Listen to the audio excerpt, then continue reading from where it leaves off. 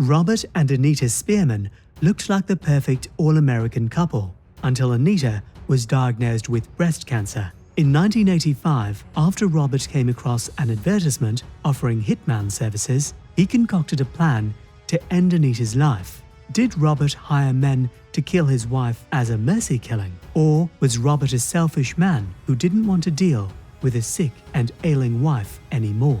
Anita Spearman, formerly Anita Jones, was born on December 8, 1936.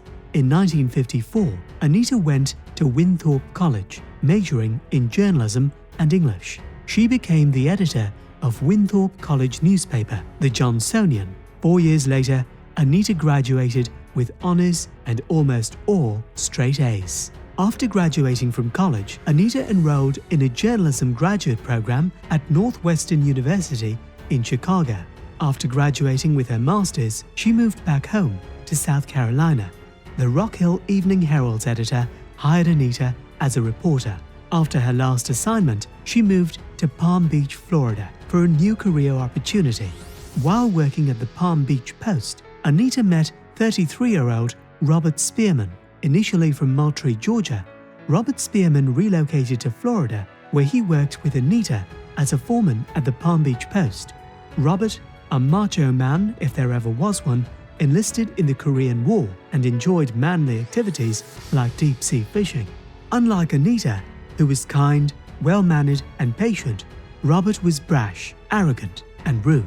The pair had nothing in common, but Anita and Robert soon began dating despite that. At the time, Robert was divorced from his first wife, and there were claims that Robert had been mean to his children and refused to spend money on their family. Friends of Anita and Robert said the couple were complete opposites of one another. Anita didn't mind their lack of mutual interests, though. She loved Robert because of his southern charm, sensitivity, and a gentler side that he rarely showed others. In October 1965, 2 years after the couple had first met, they married. Robert and Anita never had any children. Shortly after marrying Anita, Robert got a vasectomy to ensure his wife wouldn't get pregnant. Diving was another passion of Robert's, and in 1966, he quit his job at the Palm Beach Post and opened a diving business called Little Fin, which Anita funded since, by this time, she'd received a promotion at the newspaper. Anita was now the city editor. Within a few years of Little Fin's opening, Robert had earned enough money to purchase a twin-engine Cessna and a 40-foot fishing boat. Anita was also successful. She left the Palm Beach Post in 1977 and became the city clerk of West Palm Beach. After a few years as city clerk, the city manager promoted Anita to assistant manager. She was one of the first females to hold such a prominent position in Florida. Patricia Roselle was a client of Little Fin's when she first met Robert Spearman. Immediately attracted to the woman, Robert pursued her and soon began an affair. Robert loved spending time on the ocean, fishing in his luxurious boat. When Robert told Anita he was out on a weekend fishing trip with the guys, he was actually on a rendezvous with Patricia. Anita was no fool, and in 1982, as Robert ate lunch with Patricia one afternoon, Anita, who had tracked the couple down, confronted them. She told her husband that he had better get his act together or she would divorce him and take half the business. Under the threat of losing his life savings, Robert called off his relationship with Patricia, and things between him and Anita seemed to improve. But Robert couldn't resist temptation, and he and Patricia soon began sneaking around behind his wife's back. Anita didn't have time to worry about her husband's extramarital affairs because in 1984, her doctor found a lump in her breast. She was diagnosed with breast cancer and needed a mastectomy. Anita, a selfless and caring person, was more concerned about her husband than herself before surgery. A friend recalled visiting Anita in the hospital and being asked to check on Robert to ensure he was okay, even though Anita was battling cancer. Robert, on the other hand, had only one concern: how Anita would look after her double mastectomy. Dr. Howard Parker, Anita's cousin and a surgeon, assisted in the surgery and spoke to Robert before the operation.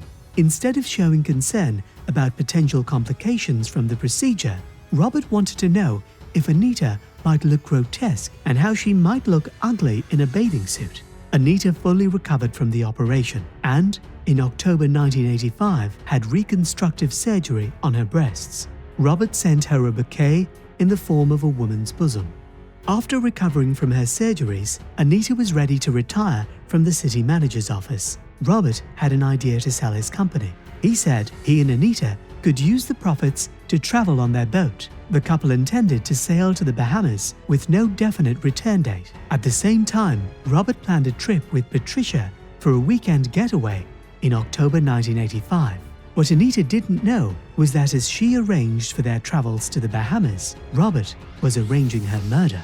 Robert told Richard Savage, who he found advertised in Soldier of Fortune magazine, that he needed his wife killed because she was in pain and suffering from cancer. It wasn't murder per se, it was a mercy killing. Richard, a nightclub owner, also advertised his services as a hitman. Over the next year and a half, records indicate that Robert made 17 phone calls to Richard Savage. Richard Savage sent another hitman, Sean Doutre, to West Palm Beach to collect a down payment of $20,000 from Robert. This was in October 1985. 1 month later, Sean Doutre would return to Florida, but this time wouldn't be about payment. He'd be there to murder Anita. On November 16, 1985, Sean Doutre brutally beat Anita Spearman to death as she slept in her bed after sneaking in through an unlocked side door. On the morning of Anita's murder, Robert arrived home around 7:30 a.m. and found Anita's bloody body in their bed. Robert ran across the street to a neighbor's house and called 911. Investigators questioned Robert, who played the role of a grieving widow. Sensing something was amiss, but lacking the evidence to arrest Robert, authorities had no choice but to let the man go. Eventually, Robert stopped cooperating with those investigating Anita's murder, and the case soon went cold. 5 months later, on April 4, 1986, after accomplices of Richard Savage were arrested and named Sean Doutre as Anita's murderer, West Palm Beach police officers arrested Robert. The district attorney's office charged Sean Doutre and Robert Spearman with first-degree murder. Richard Savage faced charges of second-degree murder. During the trial, the prosecutor showed overwhelming evidence detailing how Robert contacted Richard Savage after seeing his advertisement in a magazine.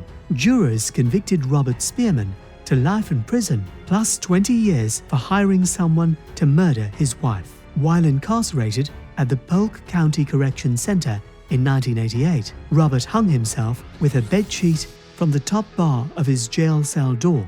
3 days before his suicide, authorities announced they had discovered a plan Robert hatched to escape the prison. Robert had handed out $100 bills to fellow inmates in hopes of getting information on how to escape jail and get revenge on the prosecutor who had tried his case.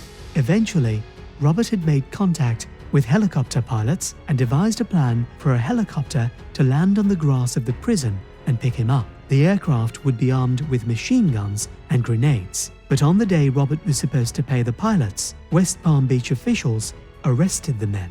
Robert, who paid $20,000 for the murder of his wife, didn't last more than 2 years in jail. If he'd stayed alive, Robert wouldn't have been eligible for parole until he was in his mid to late 80s.